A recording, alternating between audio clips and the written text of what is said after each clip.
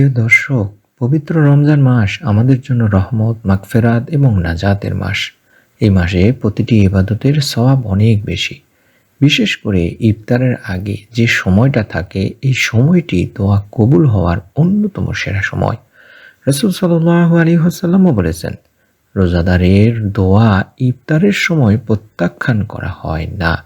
তাই আজকের ভিডিওটিতে আমি আপনাদের সাথে এমনই একটি দোয়ার আমল শেয়ার করব, যা আজ বৃহস্পতিবার আসরের পর থেকে ইফতারের আগ পর্যন্ত ইফতারের সময়ে আপনারা যদি এই দোয়াটি পড়তে পারেন অথবা আসরের নামাজ আদায় করার পরে আজ বৃহস্পতিবার ৮ই রমজানে বা ৮ রোজায় আপনারা যদি পড়তে পারেন, রব্বুল আলামিন আপনার মনের নেক আশা পূরণের সুসংবাদ অতি দ্রুতই দেবেন ইনশাআল্লাহ। তাই অনুরোধ করছি, ভিডিওটি শেষ পর্যন্ত দেখুন। প্রিয় দিনী ভাই বোনেরা, ইফতারের সময় এমন একটি মুহূর্ত যখন একজন রোজাদার সারাদিন না খেয়ে না পান করে আল্লাহর সন্তুষ্টির জন্য অপেক্ষা করে।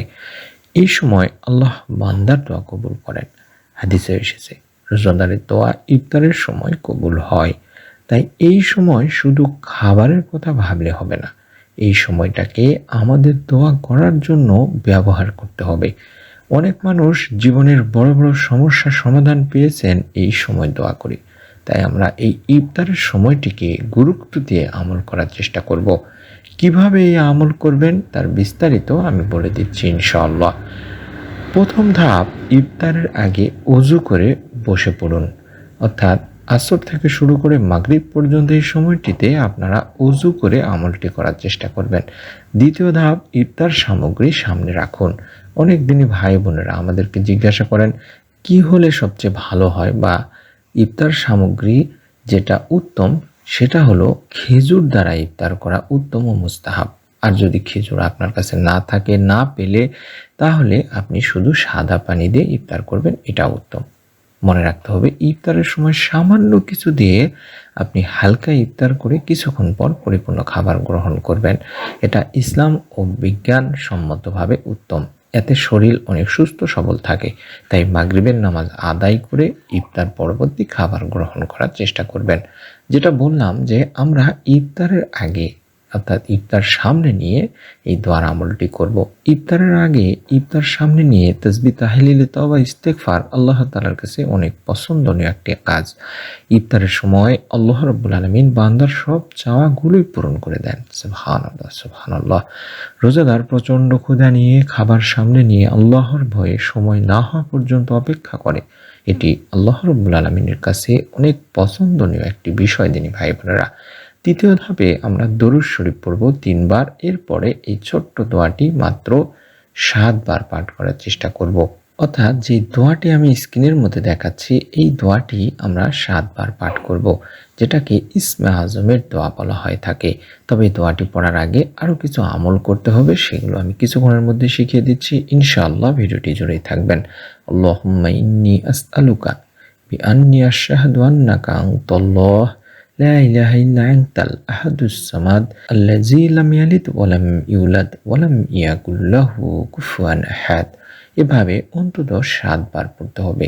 আবার বলছি, আল্লাহুম্মা ইন্নী আসআলুকা বিআন্নী আশহাদু আন্নাকা আনতাল্লাহ লা ইলাহা ইল্লা আনতাল আহাদুস সামাদ আল্লাযী লাম ইয়ালিদ ওয়া লাম ইউলাদ ওয়া লাম ইয়াকুল লাহু কুফুয়ান আহাদ। এভাবে এটি ৭ বার পাঠ করতে হবে।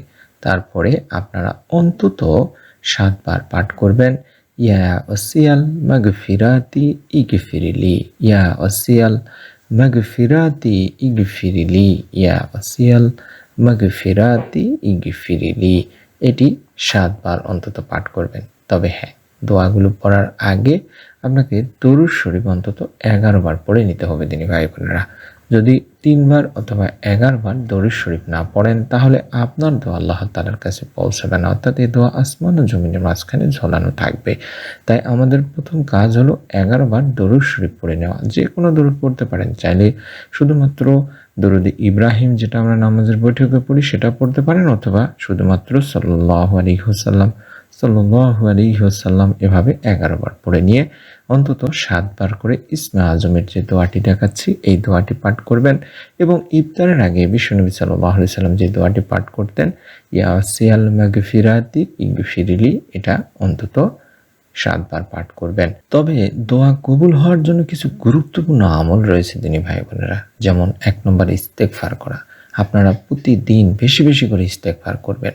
বিশেষ করে রমজানের আগে আসর থেকে শুরু করে ইফতারের আগ পর্যন্ত এই সময়টিতে শুধুমাত্র আস্তাগফিরুল্লাহ আস্তাগফিরুল্লাহ যত বেশি পড়তে পারেন। এবং দ্বিতীয় ধাপে দরুদ শরীফ পড়া। দোয়ার আগেও পড়ে দরুদ পড়লে দোয়া দ্রুত কবুল হয়, সেই দোয়া আল্লাহ তাআলার কাছে পৌঁছায়। এই দোয়া কোনো বাধা অবস্থায় থাকে না। এবং মন থেকে দোয়া করা, শুধু মুখে নয়, হৃদয় থেকে চাইতে হয়। গুনাহ ছেড়ে দেওয়ার প্রতিশ্রুতি দেওয়া, অর্থাৎ গুনাহ দোয়া কবুল হওয়ার পথে বাধা সৃষ্টি করে। অন্যদের জন্য দোয়া করা, অন্যের জন্য দোয়া করলে নিজের দোয়া দ্রুত কবুল হয়। তাই মনে রাখবেন, আপনি যখন দোয়া করবেন আমাদের সমস্ত দিনী ভাই বোনদের জন্য দোয়া করবেন। একটি গল্প বা একটি ছোট্ট অনুপ্রেরণামূলক ঘটনা আপনাদেরকে বলছি। একজন ব্যক্তি ছিলেন, তিনি খুব কষ্টের মধ্যে জীবন কাটাচ্ছিলেন। তার ব্যবসা ভালো চলছিল না, পরিবারেও সমস্যা ছিল। একদিন একজন আলেম তাকে বললেন, তুমি ইফতারের আগে বেশি বেশি করে দোয়া করো। তিনি প্রতিদিন ইফতারের আগে দোয়া শুরু করলেন। কিছুদিনের মধ্যে তিনি দেখলেন আল্লাহ রাব্বুল আলামিন তার জীবনের পরিস্থিতি বদলে দিয়েছেন। এটাই হচ্ছে দোয়ার শক্তি দিনী ভাই বোনেরা। তবে একটি গুরুত্বপূর্ণ কথা মনে রাখবেন, দোয়া কোনো জাদু নয়। আমরা যদি দোয়া করি আল্লাহ রাব্বুল আলামিন সেই দোয়াকে 3 ভাবে কবুল করবেন।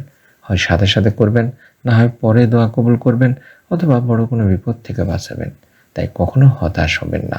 আমি অনুরোধ করছি, আজকের ভিডিওটিতে আমরা যা জানলাম, ইফতারের আগের দোয়া, ইফতারের সময়ের ফজিলত এবং মনের আশা পূরণের যে ইসমে আজমের দোয়া, আপনি যদি চান দিনী ভাই বোনেরা আল্লাহ আপনার দোয়া কবুল করুক, আপনার গুনাহ মাফ করে দিক, তাহলে আজ থেকেই ইফতারের আগে আসর থেকে শুরু করে মাগরিব পর্যন্ত এই সময়টিতে অবশ্যই দোয়ার আমলটি করা শুরু করুন।